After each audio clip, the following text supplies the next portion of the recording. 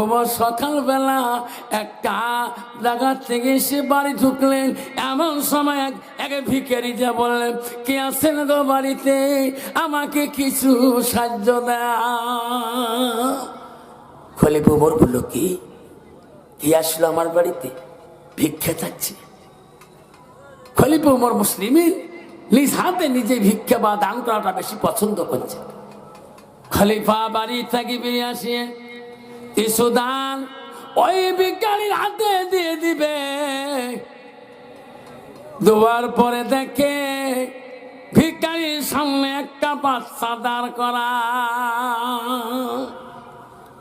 খলিফা মুসলিমের বড় ভিখারির, তোমাকে ভিক্ষা দিয়ে আমি খুশি হয়ে গেলাম, কিন্তু বাচ্চাটা খার। কইছে, আমার। তুমি বাচ্চা নিয়ে ভিক্ষা করো কেন? এই স্বভাব ভালো না, এই অভ্যাস ভালো না। ভিখারি, এই বাচ্চাটা ভবিষ্যতে বড় হলে কর্ম করতে চাবে না।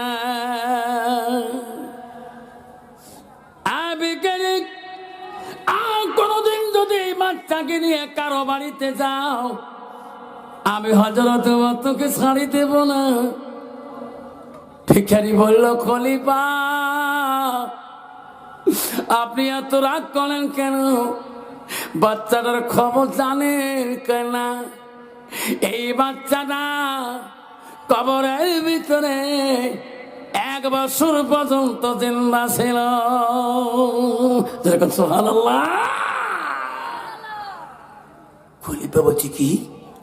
খলিফা, আমি কারো বাড়ি যাই নাই, সর্বপ্রথম বাচ্চাকে নিয়ে তোমার বাড়িতে আসলাম।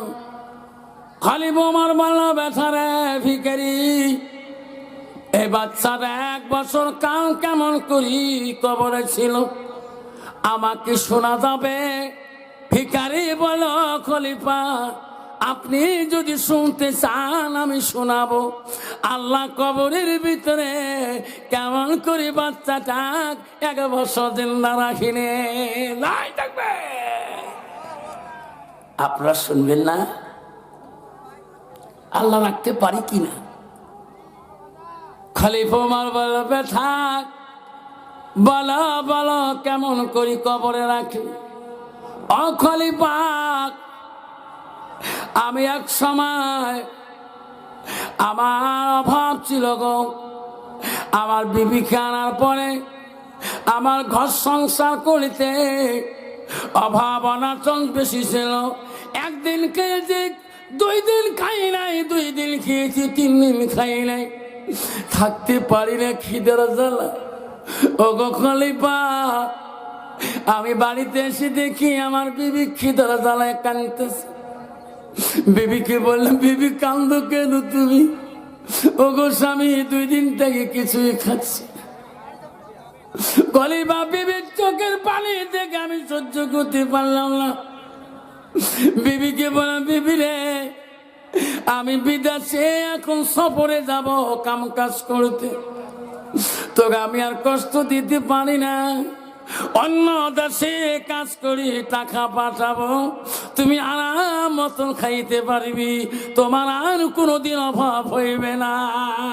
ও খলিফা, তখন আমার বিবি গর্ভবতী নারী ছিলেন। আমাকে বলছে, না না ও গো স্বামী, আপনি অন্য রাজ্য যাবেন না, আপনার মা নেই, আপনার বাবা নাই। ও গো স্বামী, আমি বাচ্চার মা হওয়ার সময় হয়ে গেছি, আমাকে এই অবস্থায় ছাড়ে যাবেন না।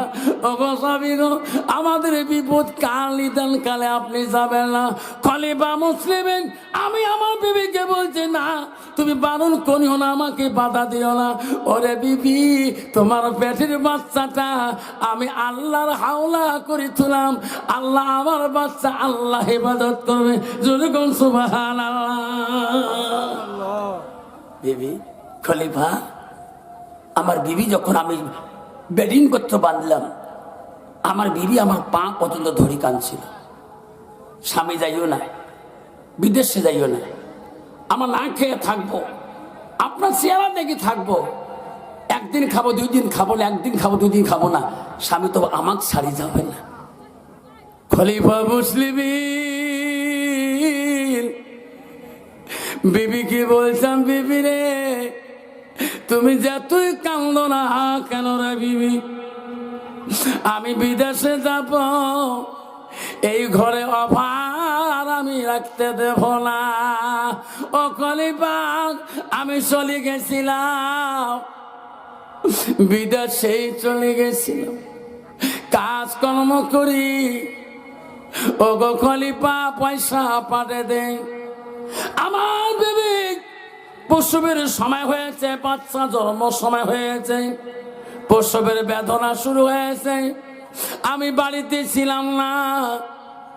আমার বিবির জন্য গ্রামের মহিলারা ছিল, আমার বিবির পেটের বাচ্চাটা খালাস করতে পারে নাই। আমার বিবির বাচ্চাটা সহকারে আমার বিবি ইন্তিকাল হয়ে গেছে। আমি যে দেশে ছিলাম গ্রামের মানুষ আমার ঠিকানা জানে না। আমি বহুদিন পরে বহু টাকা পয়সা নিয়ে আসলাম, আসিয়ে বাড়ি দেখি বাড়িতে জঙ্গল হয়ে গেছে, আমার বাচ্চা নয়, আমার বিবি নয়। আমি গ্রামের মানুষকে বললাম আমার বাড়িতে এত জঙ্গল হয়েছে কেন, আমার বাচ্চা কই, আমার বিবি কই। ও খলিফা তখন গ্রামের মানুষ বলছে, যুবক তুমি বিদেশ গিয়েছো, কেউ কি বলি ঠিকানা দিয়ে যাও না, তোমার যাওয়ার পরে কিছুদিন পরে তোমার বিবির প্রসবের জ্বালা যন্ত্রণা করে, তখন গ্রামের মহিলারা যায়, তোমার বিবির পেটের বাচ্চাটা খালাস হয় নাই, দুনিয়ায় ভূমিষ্ঠ হয়ে নাই। যুবক রে তোমার বিবি পেটের বাচ্চা নিয়া ইন্তিকাল হয়ে গেছে, গ্রামের মানুষ তোর বিবিকে ওই কবরস্থানে রাখি দিছে। বাবা কেউ যদি গ্রামে মারা যায়, কেউ কোনদিন ঘরের ভিতরে রাখবে গো? নিচ্ছে কোনো কবরস্থানে, নিচ্ছে কোনো বাগান বাড়িতে, নিচ্ছে কোনো বাঁশবাগানের কাছে, যেরকম ঠিক না ঠিক।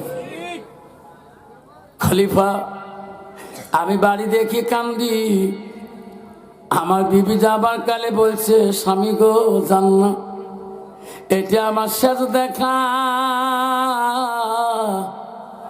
ফিরে আসি আমার মুখ আর দেখতে পারবেন না। খলিফা আমি বুঝতে পারি নাই গো খলিফা,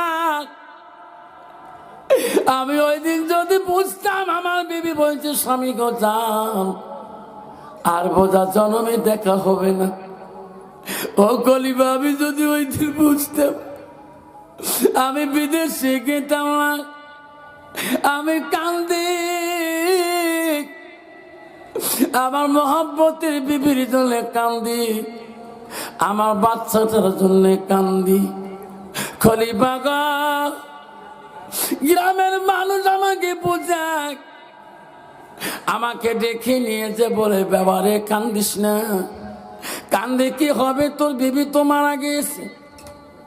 ও খলিফা এক বাড়িতে ছিলাম, রাত্রি ঘুম ধরে না আমার, বারবার বিবির কথা মনে করি, বারবার কল্পনা করি বিবিরে, ওদিন যদি জানতাম তুমি দূরিয়ে থেকে চলে যাবা, আমি বিদেশি সফর করতাম না। খলিফা গো রাত্রি ঘুম নাই, গভীর রাত্রে আমি একবার বাইরে বেরাই না, বাইরে বেরিয়ে দেখি ওই বাড়ির সামনে দিয়ে একটা বিশাল একটা আলো, আকাশ থেকে জমিন পর্যন্ত লাগা, জমিন থেকে আকাশ পর্যন্ত একটা আলোকিত হয়ে আছে। আমি বললাম এত দূরে একটা আলো কিসের? আমি ভয় পাইলাম, আমি ঘরের ভেতরে আমি প্রবেশ করলাম। খলিফা গো রাত্রি পর পরে ওই বাড়িওয়ালাকে বললাম, ভাই তোমরা রাত্রিকালে বাইরে ফিরেন কি না? কয় না। কেন, কি হয়েছে? ও ভাই তোমার বাড়ির সামনে একটা আলো দেখা যায়, জমিন থেকে আকাশ পর্যন্ত, জমিনটা এত আলোকিত হয়, ওই জায়গাটা এত আলো হয় কেন? খলিফা আমাকে ওই বাড়িওয়ালা বলছে, এই যুবক যেদিন তাই তোর বিবিকে ওই জায়গার মধ্যে কবর দেওয়া হয়, ওদিন থেকে জমিনটা আলো হয়। যেরকম সুবহানাল্লাহ। ওরে যুবক ওদিন থেকে জমির আকাশ আলোকিত হয়ে যায়। আমরা গ্রামের মানুষ ভয়ে ছোটে রাত্রি কালে বাইরে আসি না। খলিফা মুসলিমিন গ্রামের মানুষের মুখে শুনি আমি কান্দি, আল্লাহ আমার বিবি জীবনে এক ওয়াক্ত নামাজ কায়দা করিনি। মাহমুদ আমার বিবি জীবনে বিপর্যয় চলে নাই, আমার বিবিকে কোন বিকোনা পুরুষ দেখতে পারে নাই। আল্লাহ আমার বিবি আজাব তুমি দুনিয়ার মানুষকে দেখাইলা। খলিফা পরে রাত্রে আমি ঘুমাইতে পারলাম না, বিবির মহব্বতে আমি কান্দিছিলাম। গভীর রাত হয়ে গেছে, গ্রামের মানুষ সবাই ঘুমে গেছে, আমি দ্বিতীয় রাতে আর ঘুমাইলাম না। খলিফা মুসলিমিন নিশারাইতে গভীর রাত, মানুষের কোনো সারা শব্দ গ্রামে নাই।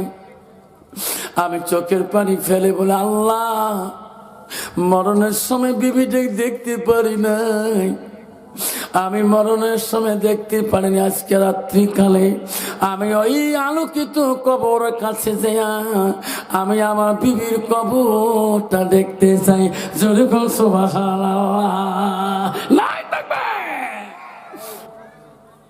হযরত ওমর বলল, ফকির গভীর রাইতে তোর বিবির কবর দেখতে গেলা, যে কি পাইলা? ফকির বলল, খলিফা আমি গভীর রাইতে আমার বিবির কবর দেখতে গেলাম, যেখানে আমার বিবির কবরটা ছিল ওই কবরে মাটি থেকে আকাশ পর্যন্ত আলো হয়ে আছে। যেরকম সুবহানাল্লাহ। খলিফা আমি কবরটা দেখতেছি, মনে করা যায় এখনো বোধ আমার বিবিকে কবরে থুয়ে গেল। খলিফা মরণের সময় আমার বিবিকে আমি দেখতে পারি নাই, আমার মহব্বতের বিবি ছিল গো খলিফা। খলিফা কবরের পাশে যা বসলাম, কবরের পাশে বসে বলে, বিবি রে তুমি যাবার সময় আমাকে কত বাধা দিয়েছে রে বিবি, আমি বুঝতে পারি নাই তুমি আমার ছাড়ি যাবা, আমি বুঝতে পারি নাই রে কবর। ওরে বিবি আমাকে ক্ষমা করে দিবা। ও খলিফা এইভাবে আমি কবরের পাশে কান্দি, কোন মানুষ নাই এত রাত। খলিফা মুসলিমিন আমার বিবির চেহারাটা দেখার জন্য আমার মনটা আকুল হয়ে গেল। আমি কবরের মাটি সরাবো, আমি আমার মরা স্ত্রীর চেহারাটা আমি এক নজর দেখিয়ে নেব। খলিফা কবরের উপরে মাটি সারাইয়া দেখি, মনে করা যায় এখনই বোঝায় কবরের ছাউনি উপরে ছাউনি গুলা দিয়ে গেল। যেরকম সুবহানাল্লাহ। খলিফা মুসলিমিন বলল, গো ফকির রে কবরের মাটি সাড়ে কি দেখিলা? ওরে ফকির বল, খলিফা কবরের মাটি যখন সরাইলাম ক্লিয়ার, আমি দেখবো আমার বিবির চেহারাটা। ও খলিফা মুসলিমিন আমি ক্লিয়ার মাটি সরাইলাম, দেখি এই বাচ্চাটা এনার মার বুকে বসি বুকের দুধ পান করতেছে। খলিফা মুসলিমিন আমি বাচ্চাটাকে তুলে নিলাম, আমি দেখিলাম আমার বিবির মাথার থেকে কোমর পর্যন্ত জিন্দা মানুষের মতন শরীর। ওই কোমর থেকে পা পর্যন্ত হাড্ডি হয়ে গেছে। আমার বিবি বুকের মধ্যে বসিয়া এই বাচ্চাটা তার মা দুধ পান করিতেছে। খলিফা গো আমি বাচ্চাটাকে কুলে নিলাম, কোলে নিয়ে আমি আগের মতন করি কবরটা ঢাকিয়া দিলাম। ও কলিপা কবর ঢাকা পড়া পরে দেখি ওই আলোটা আর জমিনে নাই তাকবীর। খলিফা গো, বাচ্চাটাকে আমি বাড়ি আনলাম, দেশের মানুষ কেউ জানে না এটা আমার বাচ্চা, আমি কবর থেকে তুলে আনছি। খলিফা, আমি কারো কাছে কোনোদিন নিয়ে যাই নাই। ও খলিফা, বাচ্চাটা বড় হয়ে গেল, আজকে সর্বপ্রথম আপনার কাছে আমি নিয়ে আসছি। আরে আচ্ছা, তোমার বলছে রে ভিখারি, এই বাচ্চাটাকে আমাকে দাও না। ফকিরি রে, তুই বাচ্চাটাকে আমাকে দাও, আমি দুনিয়ার বুকে নাকি এলেমের বিদ্যা শিখাবো, যত খরচ বহন করা লাগে আমি হযরত ওমর করব। এই বাচ্চাটা দুনিয়ার বুকে আল্লাহর ওলি হয়ে মারা যাবে। যেরকম সুবহানাল্লাহ।